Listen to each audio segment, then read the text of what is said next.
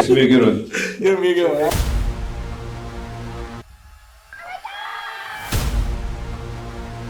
Definitely a different type of process.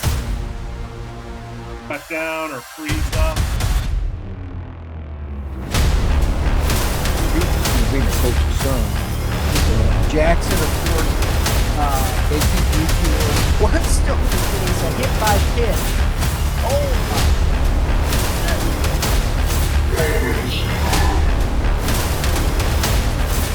Hey, welcome back. We are finishing up what we started last week, and hopefully you enjoyed it. Hopefully you liked it. Hopefully you shared it. We're just going to kind of build off of it, and there's some things that's kind of go along with the ones we talked about last week. What matters most, what really matters when you're going through this process, what really matters that you should focus on to get to be where you want to go, to be successful, what really matters. And we started the triangle last week, and obviously the foundation of it's the fun part. I mean, that's a given. And then we talked about decision making, and the really most important part is you have to know what you value, because that's how you're gonna make your decisions. And if you value your future enough, you'll be willing to sacrifice today to get where you want to go. And that alone, if you can just understand that concept, if you learn nothing else, and you could turn off now, and that's if you can just start to apply that to your life of like, what really matters to me, that's what you build your life around. And that's so important.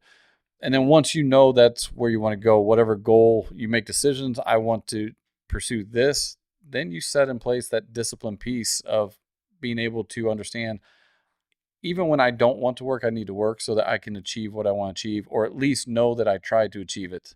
If I don't achieve it, so be it. There's freedom in that. But if I don't pursue it and I make excuses and I'm willing to sacrifice my future for this party or my girlfriend, my boyfriend, my friends, my whatever, there's regret that comes with that. Because like I said last week, you're the one that knows what you're capable of. And if you don't live up to that, you have to live with that forever. And unfortunately, it comes out a lot of times with bitterness towards others, towards your kids, towards umpires, towards whatever. And it's just not worth it. Be disciplined enough now. People think discipline's like a punishment, but discipline's actually what brings freedom in the future. Being disciplined today brings freedom tomorrow. Being undisciplined today brings regret tomorrow and pain. So just those things. We talked about work. We talked about habits, creating the habits that you need, because once the habits are in place, your body just does what it needs to do. You get up, you brush your teeth. Hopefully you don't have to think about brushing your teeth. You get up and you get the job done. If you're not brushing your teeth, brush your teeth, because everyone's breath smells when you wake up. Those of you that come to school without brushing your teeth, everyone else knows. I know as a teacher. There's a reason people don't sit next to you. Deodorant's important. Personal hygiene. We're covering it all today. Don't know why. All decisions that we make, hopefully you value like relationships, and you know. And by the way, if you're one of those people that don't tell other people their breath's no good, you're not a good friend. Give them a Tic Tac. Give them some gum. Let them know, hey, fix this. But I ask my kids all the time, like, if a teacher had their zipper down, would you tell them? And the amount of kids are like, no. And I'm like, wow. I don't wear pants with zippers, because my kids would not even tell me. They would let me go the whole day with the zipper down, which is wrong. I try to go with, look, if you love someone, you care about someone, you're honest with them. There's no shame in being like, hey, you forgot something. Fix it. Or your breath, or whatever it is. You got something in your teeth. Be a good friend. Be honest. We covered all that, and now we're getting into the relationship piece, and there's only 4 more blocks, and the relationship I put right in the middle, because it is really, everything surrounds this to me. Like, you have got to learn how to have relationships, and through athletics, you learn, because you are on teams with people you don't like, but you have to get along with them. You have to find a common ground and learn how to communicate, learn how to advocate for yourself. You have to learn conflict resolution. You don't like something going on with the coach, you have to create the skills, develop the skills to have those conversations. It's the same conversations that you have to have later in life with your husband, with your wife, with your kids. If you don't view athletics as just a learning experience, then you're going to need to step back, and we're getting to that in a minute with perspective. But the game is there, nothing more than a temporary way to learn about yourself, learn about others, develop the skills you need to have the life that you want to have. And the relationship piece, from how you communicate, how you advocate for yourself. If you're unhappy with playing time, it's not up to your mom and dad to have that conversation. It's okay for you to go talk to the coach. It's okay for you to, it's not even okay. It's an essential skill. I mean, you're going to deal with people the rest of your life. I ask my kids all the time, what's the best part of school? And without fail, they always say, I get to see my friends. It kind of hurts a little bit that they don't say my class, but I can live with that. I can. It's fine. I've accepted. They like their friends more than me, and they should. But the second thing I ask, what's the least important, or least, the thing they like least, words are important here. The thing they like least about school is everyone else. We go to school, we love the people that we want to see, but everyone else is who we have to deal with. It doesn't change. When you get a job, there's certain people at your job you're going to love to see. There's certain people you're going to act like you're on your phone, or you're going to act like you have to go the other way. Like, if you think that doesn't happen, it does. It never changes. You have to develop relationship skills, communication skills, and probably the biggest skill that is neglected that I see, that I desperately try to ingrain in my kids, the ability to say no, refusal skills, being able to say no and do what's best for you and not just what everyone else is doing. If you can just learn how to say no to people, wow, it's a game changer. Most people are stressed out because they say yes to too many things. It's okay to say no. It's not even like okay, it's needed. Because if you just try to do what everyone else is doing and try to make everyone else happy, then who's trying to make you happy? Like, I talk to my kids all the time about loving yourself is what you should do. You have to love yourself enough to take care of yourself. It's kind of hypocritical to ask someone else to love something that you don't. Hey, you should love me even though I don't love myself, but you should love me. It don't work that way. Love yourself. I think, who's that one teacher? Jesus. Maybe you've heard of him. Like the greatest commandment, love God with all your heart, your mind, your soul. I mean, that's clearly. But number 2, love your neighbor as you love yourself. As you love yourself. You have to love yourself, and then we love others the way we love ourselves. If you're highly critical of yourself, you're going to be highly critical of others. If you're highly judgmental, it all goes together. But that refusal skill and the ability to say no to people is so important. It's practice it, even with little things. If you don't want to go to Taco Bell, then say, no, I don't want to go to Taco Bell. And I don't even get me started on this, but I already did because I had the thought and I'm going to say it. If someone asks you what you want to do, my wife doesn't watch this, I'm safe. I'll ask my wife where you want to eat. Where do you want to go to eat? I will take you anywhere you want. Do you know what she says? I don't care. Do you know when she does care? When I decide where we're going. How is this fair? I don't understand this process. 25 years of being married. Where do you want to eat? Say Taco Bell, say Jimmy John's, say Subway. I don't care. I will take you where you want to go. Instead, I don't care. And then I say, hey, let's go to Qdoba. Ooh, I don't want that. Well, this is where sports prepares you for that. Because the patience you have to play baseball, you're going to need. Because you're going to get married someday. In marriage, I love my wife dearly. There's days I don't like her, but I always love her. But you need the ability to have difficult conversations, to be able to advocate for yourself, to be able to say no, all those things. And you can't do it through technology. Don't text. Like this whole technology thing and trying to resolve conflict through technology, stop it. Matter of fact, put your phone down now. I know, right? You know who you are. Put it down and listen. Now, let's try this again. You're going to need skills to talk to people. Like if I get mad at my wife, I cannot text her, I'm mad at you. That's not going to go well for me. And it's not going to go well for you. And with your kids, don't. Yeah, so anyway, I don't even know where we went. But relationships are important. I know that. And I know we learned the foundation of those skills through sports because we're in situations that we can't control. You're going to be on teams with a coach that's not good. We have all had the experience. You probably had several of them. But there's something to be learned from having to be in that situation. God puts us in situations to help us and challenge us and get us out of our comfort zone. And sometimes those are on teams that we don't want to be on. It's not comfortable, but there's something to be learned there. All this is in this perspective we're getting to in a second, but all this is to teach you about life skills you need to have healthy families and friends and get a job and do all those wonderful things that you get to do as an adult. And most of which is not playing a game. So relationships really, obviously, it's a foundational piece, and I have to develop those skills. The next one on there, we got physical skills, which you have very little control over how big you are, but you can get the most out of what you've been given. Like we talked about with success, did you maximize the talent you were given? Jose Altuve in the picture and Aaron Judge are two completely different humans. One looks like a mini-me. I mean, it's impressive. Both are major leaguers. But if Altuve tried to play the game the way Judge did, it would never work. You can only be who you are. I'm going to slow up and say it a little slower for you. You can only be who you are. That's it. That's the max amount. So if you try to be something more than you are, then you're trying to be something you're not, and it's going to fail miserably. Embrace who you are. Embrace the talents you have, the gifts you have, and develop them. That's what sets you apart. When you try to be like everyone else, well, then you're forgettable. Like there's a role for everyone on a team. Bo Akers, who none of you know, and maybe, I don't know, maybe someone knows Bo. I love those commercials. Do you know Bo? I know Bo. If you know the commercial, you know what I'm talking about. Bo Jackson was tremendous back long ago.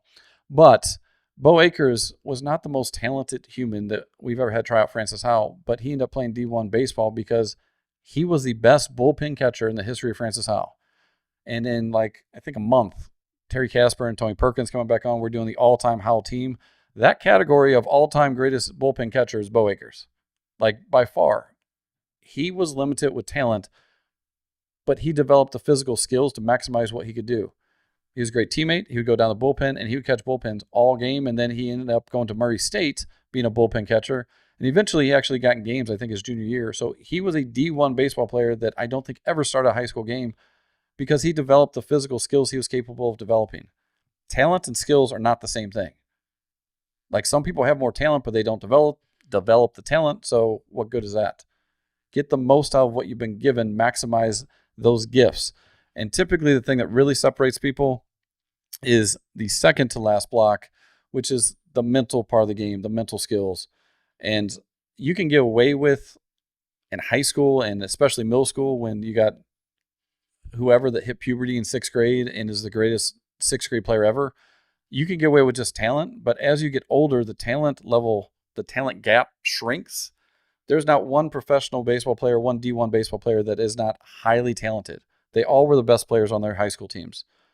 So what can you do to set yourself apart? And this is the part where I think, for the most part, high school students have the biggest ability to grow is in this mental skills part. And a lot of it comes back to just taking the time to develop the skill. These are things you can get better at. You can get better with your confidence. You can get better with focus. You can get better with your growth mindset. A lot of people have this fixed mindset where this is all I can be instead of the growth mindset of what more can I be? If you ask questions and you're humble and you want to be better, you will be. But if you're this is all I can do, I don't care what the coach is saying, I'm doing it the right way.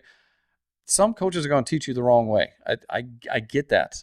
But that lesson should make you appreciate the coaches that actually teach it the right way. But all information that comes in is useful. It's just a matter of you learning how to view the coach that is teaching you. But the biggest one on here that you can start applying right now, and this goes for, I don't care especially if you're a coach or player, you got to watch your words. The words that come out of your mouth set the ceiling for what you can accomplish. It is absolute fact. You can go and look at all the science behind. If you say positive things, you're going to believe positive things, because the weird thing is when you say it, you hear it. When you hear it, you believe it. The more you say it, the more you hear it. The more you hear it, the more you believe it. I've been around professional athletes. I've been around a lot of very, very high achieving, successful people, and all of them had the same thing in common. They were confident that they could get the job done. Always. I never heard someone on deck being like, wow, I can't hit this guy, and then go up there and hit him. The words you say are so important. And not just the words you say to yourself, but the words you say to other people. And this is coaches, please look at the screen. Those negative words to avoid, Those are pressure building words. If you're a coach and you're still saying just hit the ball, don't take a pitch, don't throw this down the middle. Last night this is obviously going. If you saw the World Series game where Ohtani hit his second home run in the 9th inning, the pitching coach goes out and talks to him. I guarantee you he did not say throw the ball down the middle, but that's exactly where the pitch went, and then Ohtani hits his second home run to the opposite field. We follow what we think. So let's put it this way. You say something, you visualize it. If I say don't think about a pink elephant, you're thinking about a pink elephant, because that's what we do. We create images, and then our body tries to recreate the image we created. So if you're saying just throw strikes, what you're saying to the pitcher is basically, this is so easy. All you got to do is throw a strike. It's not that easy. You're putting more pressure on them. Just hit the ball. Well, what do you think they're trying to do? There's a great book, Coaching the Mental Game of Baseball. If you have not got it, or there's 1,000 different things. Brian Cain has some great stuff on the mental skills. I mean, I could do 4 episodes just on the mental stuff. But the one thing that's the easiest to apply and the quickest to apply is the words you say matter, especially as a coach. If you're constantly saying you should be able to do this, well, then it makes it seem so simple that it puts pressure on the person that if they can't do it, they feel bad about themselves, and you just keep putting pressure on someone. Putting pressure on someone is not going to turn out well. If you want to help a kid, you want to help someone, don't talk about mechanics, just talk about outcome. Instead of, hey, you should keep your back elbow up, which you shouldn't, don't. If you're a coach telling them to keep their back elbow up, stop it. Go watch a YouTube video, do something. Ask someone else to come in and teach it, but the back elbow should not be up. Anyway, lots of things out there about that, so I'm not going to spend time going through all of it. But the next thing on that list, event response equals outcome. When you get to the mental thing and you understand you can only control the controllables, you can't control what people say about you. You can't control the umpire. You can't control the weather. You can't control the coach. You can't control playing time. You can't control anything outside of your effort and your attitude. And when you can separate, I can only control these things and focus on those things, then you stop worrying about that, because your focus is where it needs to be. If your focus is on where it needs to be, then it's not on where it shouldn't be. I know this all makes a lot of sense. You're like, well, that's really simple. Yeah, that's why people have been saying this for years. Control the controllables is really important. It also carries over into life. Like, you can only control what you can do. I can't control what someone says about me, but I can control how I respond to it. And that's the most important aspect of that equation, is whatever happens, my response is what's going to dictate the outcome. So take time to make sure we respond to the things that happen to us in a way that we want to be represented. If there's a bad call on the field and you yelling at an umpire, is that really how you want to be known? Because we are known by our words. For the overflow of the heart, the mouth speaks. Like, what's inside is going to come out. All words are is our thoughts coming out of our mouth. And thank God we have a filter. I mean, just think for a second, if every word you thought came out your mouth, you probably would have no friends. No one would.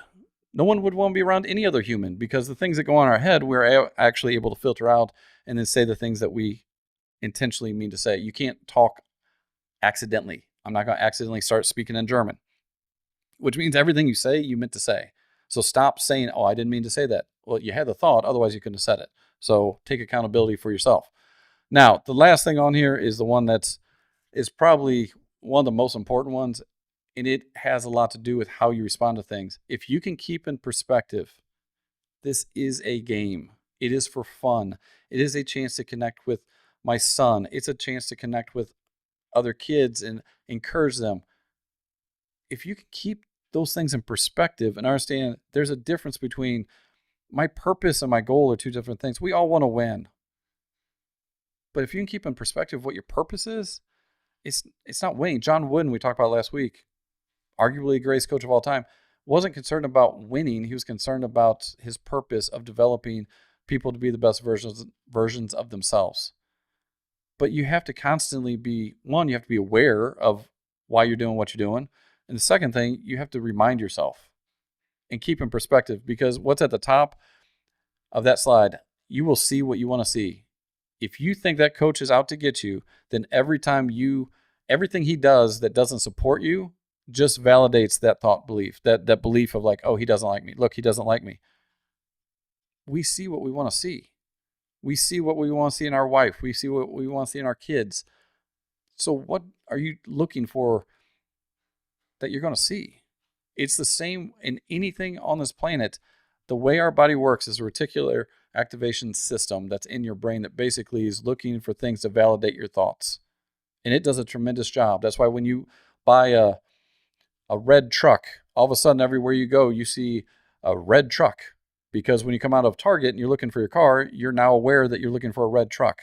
So every red truck that's there, you're aware of because it means something to you. We see what we want to see.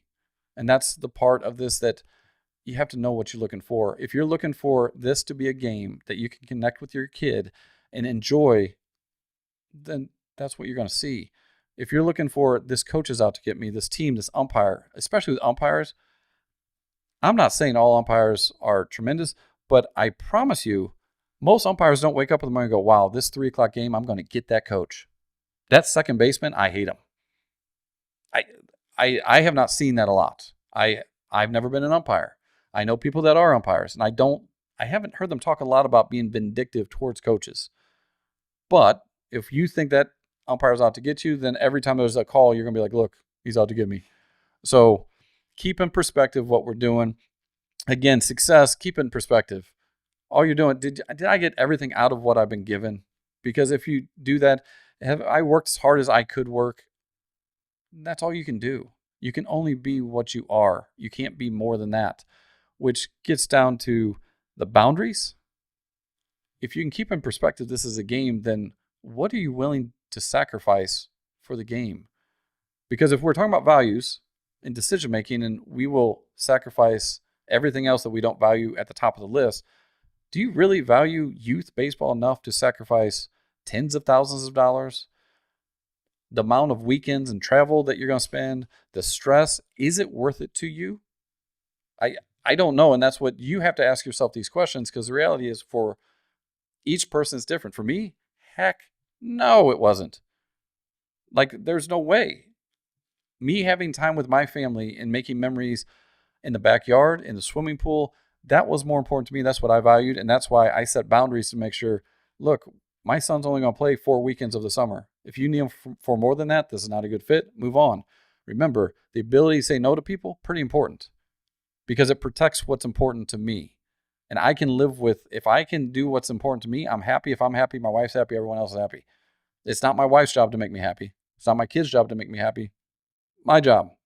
So the next one on there is the one I'm going to probably spend the last 15, 20 minutes on, because it's the thing that, from my experience, had the biggest impact on me. I have seen so many athletes, me included, that the way that they got the acceptance that they were looking for is through performance.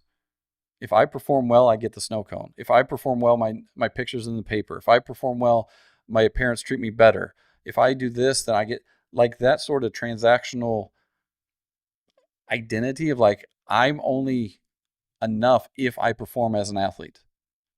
It messed me up. And I mean, we're talking about, and I'm not exaggerating, I was in therapy for about 15 years. You're like, well, that seems extensive. Well, I just told you. It was a lot. And obviously, there's a lot of things that go into this. But when you lose yourself in sports, and the only thing you think you're worthy of love to receive it because of what I've done, playing basketball, playing baseball, playing football, that's a very scary place to be, because it's going to end. I was at a camp. I was at an FCA camp in 2008, and there was a Major League Baseball player there, and he announced his retirement to the kids there, and I'm at the back. He was a friend of mine. He walks back, and he literally looks at me and he's like, what now? Because the only thing he'd ever known is, I'm a baseball player. And that's where, for me, it was a mess. I'm going to share this with you, and I'm sure there's a reason I'm going to share this with you. Someone out there needs to hear what I'm getting ready to say. So if not you, so what? You heard a story. If it's you, then listen carefully. I played sports from a little age, and all the way through, basically sports was how I managed emotions, how I managed stress, how I managed life. Was I would go play. I would go play sports, and that's how I ended up becoming. I had talent, and I worked very hard at it, and I sacrificed a lot of things. but it became everything that I was an athlete. At the end of high school, I messed up my shoulder and I was supposed to go play in college. I couldn't. Probably the greatest lesson, or one of the toughest times they go together, that I've ever had was that first year, because I had surgery and all my friends went to school. Everyone else went and played sports, and I sat at home and rehabbed a shoulder for a year by myself. And you got a lot of time to reflect when you're by yourself for a year and no one's calling, no one cares about you, no one wants to be around you because your picture's not in the newspaper. For those of you that don't know, that's how we used to know if someone was good. You got your picture in the newspaper. Now, I don't know, they post your picture on Instagram or whoever, the other 5,000 things. But I was a good athlete. I had scholarships for basketball and football and baseball, and I'm not saying that in a boastful way. That's how people knew me. And when that was taken away, I didn't feel like I had anything to offer. And not to be dumb, no one called, no one checked on me, no one really cared. And it messed me up to the point where I was suicidal. And it was tough. And it wasn't until that moment that I left one night and I'm like, I don't know what I'm going to do. And I sat there and I prayed. And it was at that moment that I realized sports is only like what I do. It's not who I am. And I was thankful enough that God did answer that prayer. And essentially it was, I'm going to start pursuing my relationship with God and try to figure out, if you really love me, then show me you love me. And in that moment, there was a peace and contentment that I have lived with ever since. Now, did it change my issues? No. It's not a magic pill. It's not like all of a sudden my dysfunctional family and everything got back together and it was like, woohoo. No. I had to work through a lot of things, but at least I had something that gave me hope. And I felt loved and appreciated because there was a creator that took enough time to create me and to talk to me and to be near me. And unfortunately, I'm a slow learner. So when I got healthy and started playing sports again, it was like, oh, well, I'll forget about God and I'll go back to sports. And look, people love me again. Yeah, well, it doesn't take a rocket scientist to figure out I have to have another surgery. And I'm like, okay, God, I get it. Okay, look, I forgot about you. I'm back on track. Said I'm a slow learner. So that was surgeries number 1, 2. Then I go to SLU. I become a draft prospect.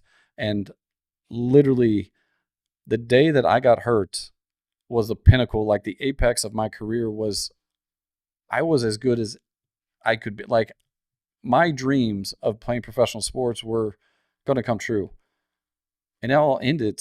I broke my leg and I ended up getting drafted.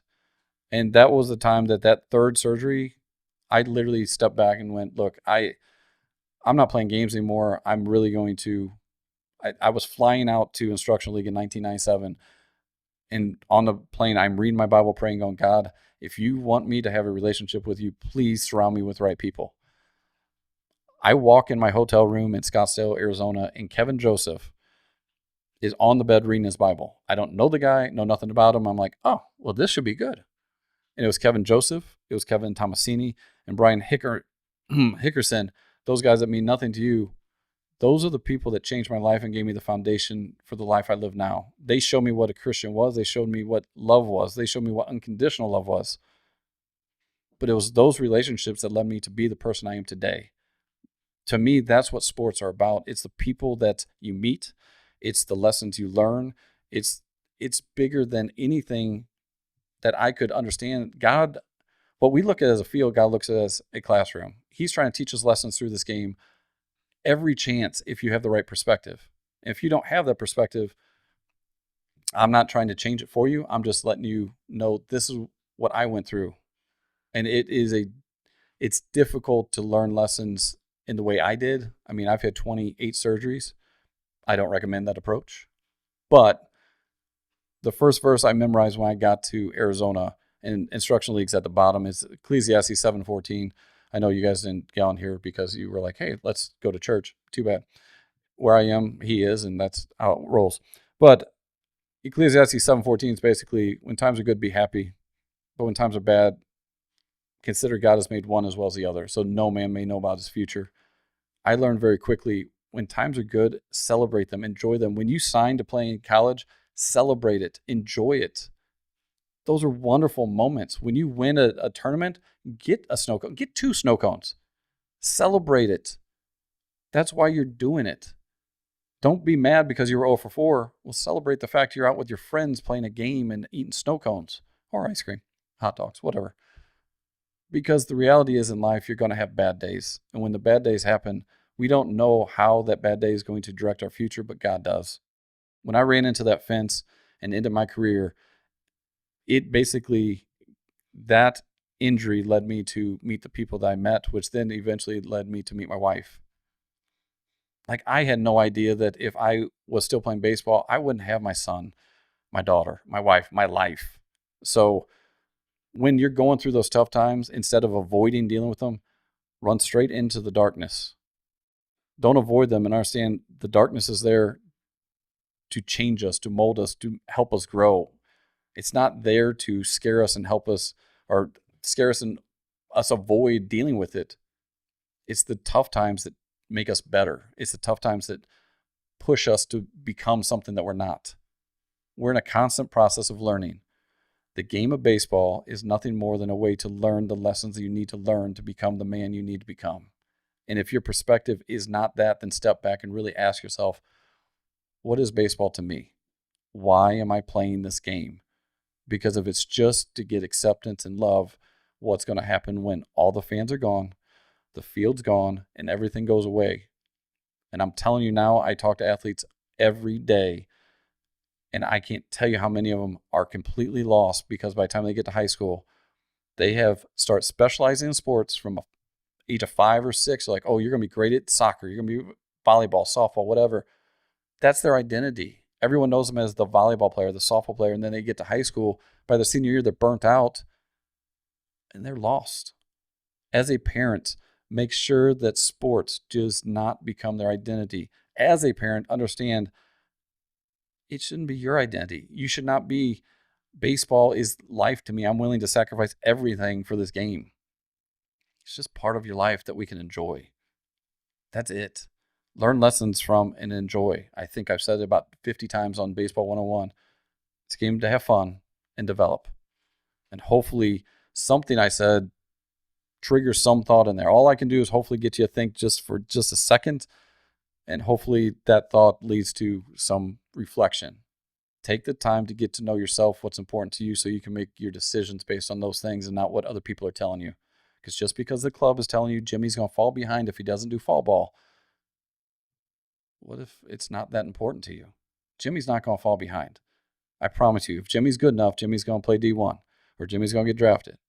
Because I promise you, I was told the same thing about my son who is now playing professionally. If Titus doesn't do this fall stuff, if he doesn't train, if he doesn't do, you know what? I'm willing to sacrifice that because I was able to spend time with the kid I love. So we all have to make our own decisions, but just hopefully something, take some time to think about why you're doing what you're doing. Ask your son, do you still want to play this game? How much do you want to play it? Set some boundaries and make sure that they understand that you love them regardless of if they do well or not. If they strike out 4 times, buy them 3 snow cones. If they have 2 home runs, only buy them 1. I don't care what you do. But make sure they know that their value and their identity is not in sports because it's a temporary fix. That's it. So, I don't know. This was not exactly the way I was planning on going, but you know what? Sometimes we go places we don't intend to go. Hopefully it was beneficial if it was beneficial for one person to hear what I said, it was worth me taking the time to do it. At the bottom, hit subscribe. Make sure you hit the like button. And if what I said you see in someone else and you're like, man, this identity thing's important, too important to some people, share it with them. In December, we're going to have the head of FCA in St. Louis, Eric Arneson, is going to be on, along with a couple local coaches that I actually had in FCA. And we're going to talk about identity and just the issues they're seeing because it's serious. It was something that I really struggle with. It's something that athletes struggle with, and we're going to spend a whole show talking about it. And there's no greater people I want to talk about it with than those people. So I appreciate you watching, taking the time. Make sure you come back next week. Matt and Nolan Cissell will be on here, and we'll have a great discussion with them about all their experiences and what they've learned from the game of baseball. Have a great day.